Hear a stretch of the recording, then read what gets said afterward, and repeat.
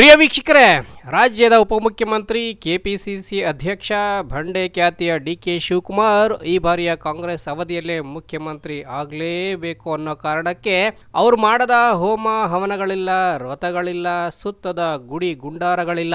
ಶಕ್ತಿಪೀಠ ಎಂದೇ ಕರೆಸಿಕೊಳ್ಳುವ ಪ್ರತಿ ದೇವರ ದರ್ಶನದ ಜೊತೆ ಸ್ವಾಮೀಜಿಗಳು ಹಾಗೂ ಜ್ಯೋತಿಷಿಗಳು ಸೂಚಿಸುವ ಯಾವ ಧಾರ್ಮಿಕ ಕೆಲಸವನ್ನು ಬಿಡದೆ ವ್ರತಾಚರಣೆಯಲ್ಲಿ ಭಾಗಿಯಾಗುತ್ತಲೇ ತಮ್ಮ ರಾಜಕೀಯ ಪಟ್ಟುಗಳನ್ನೆಲ್ಲ ಒಂದೊಂದೇ ಪ್ರಯೋಗ ಮಾಡ್ತಾ ದೈವ ಸಂಕಲ್ಪದ ಕೆಲಸದಲ್ಲೂ ಹೆಚ್ಚು ತೊಡಗಿದ್ದಾರೆ.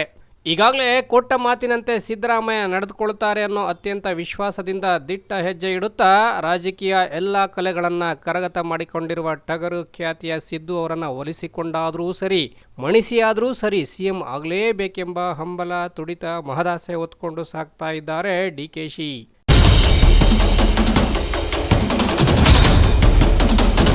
ಇನ್ನು ಕಲ್ಪತರು ನಾಡು ತುಮಕೂರು ಅಂತ ಬಂದಾಗ ತಿಪಟೂರಿನ ನೊಣವಿನಕೆರೆ ಮಠದ ಅಜ್ಜಯ್ಯನ ಬಳಿ ಆಗಾಗ ಬಂದು ಆಶೀರ್ವಾದ ಪಡೆಯುವ ಡಿಕೆಶಿ ಸಂಕಷ್ಟಕ್ಕೆ ಸಿಲುಕಿದ ಪ್ರತಿ ಬಾರಿ ಅಜ್ಜ ಎಂದು ಓಡೋಡಿ ಬರುವ ಬಂಡೆಯನ್ನ ತುಮಕೂರಿನ ಗ್ರಾಮಾಂತರ ಸುಪ್ರಸಿದ್ಧ ದೇವಸ್ಥಾನ ಎತ್ತೇನಹಳ್ಳಿ ದಿವ್ಯ ಸಾನ್ನಿಧ್ಯಕ್ಕೆ ಕರೆತರುವ ಯತ್ನ ಕೂಡ ನಡೀತಾ ಇದೆ. ಇದಕ್ಕೆ ಇಂಬು ಕೊಡುವಂತೆ ಮಾಜಿ ಶಾಸಕ ಗೌರಿಶಂಕರ್ ಕೂಡ ಈ ಮಾತನ್ನ ಸ್ಪಷ್ಟಪಡಿಸಿದ್ದು, ಈ ಕುರಿತು ಅವರು ಏನು ಹೇಳಿದ್ದಾರೆ ಒಮ್ಮೆ ನೋಡಿ. ಆಮೇಲೆ ಡಿಕೆ ಶಿವಕುಮಾರ್ ಅವರನ್ನು ಕೂಡ ನಾವು ಅತಿ ಶೀಘ್ರವಾಗಿ ಈ ದೇವಸ್ಥಾನಕ್ಕೆ ಇನ್ವೈಟ್ ಮಾಡ್ತೀವಿ.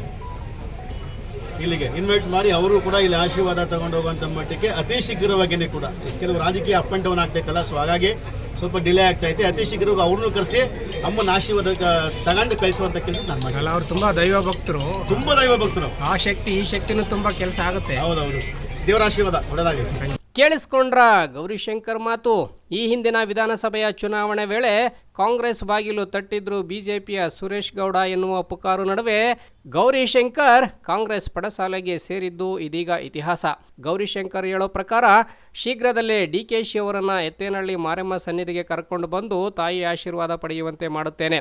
ಡಿಕೆಶಿ ರಾಜಕೀಯ ಜೀವನದಲ್ಲಿ ಕೆಲ ಏರಿಳಿತಗಳು ಆಗ್ತಾ ಇವೆ, ಡಿಲೇ ಆಗ್ತಾ ಐತೆ, ಹಾಗಾಗಿ ಈ ಸನ್ನಿಧಿಗೆ ಕರ್ಕೊಂಡು ಬಂದು ಶಕ್ತಿ ತುಂಬುವ ಕೆಲಸ ಮಾಡ್ತೀನಿ ಎನ್ನುವ ಮೂಲಕ ಸಿಎಂ ಕುರ್ಚಿ ಪಡೆಯುವಲ್ಲಿ ವಿಳಂಬ ಆಗ್ತೈತೆ ಅಂತಾನೋ ಅಥವಾ ಏರಿಳಿತ ಅಂದರೆ ಯಾವ ಏರಿಳಿತ ಅನ್ನೋದನ್ನು ಸ್ಪಷ್ಟವಾಗಿ ತಿಳಿಸದೆ ಕೊನೆಯದಾಗಿ ದೇವರ ಆಶೀರ್ವಾದ ಒಳ್ಳೆಯದಾಗಲಿ ಅಂತ ಅಲ್ಲಿಂದ ಹೊರಟೇ ಬಿಟ್ರು. ಅಲ್ಲಿಗೆ ಡಿಕೆಶಿ ಸಿಎಂ ಆಗುವ ಕನಸಿಗೆ ತುಮಕೂರಿನಿಂದಲೂ ಬೆಂಬಲ ಸಿಗ್ತಾ ಇದೆ ಅನ್ನೋದು ಖಚಿತವಾದಂತಾಯಿತು.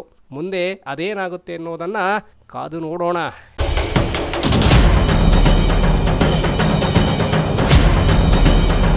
Bureau report, Belagere news.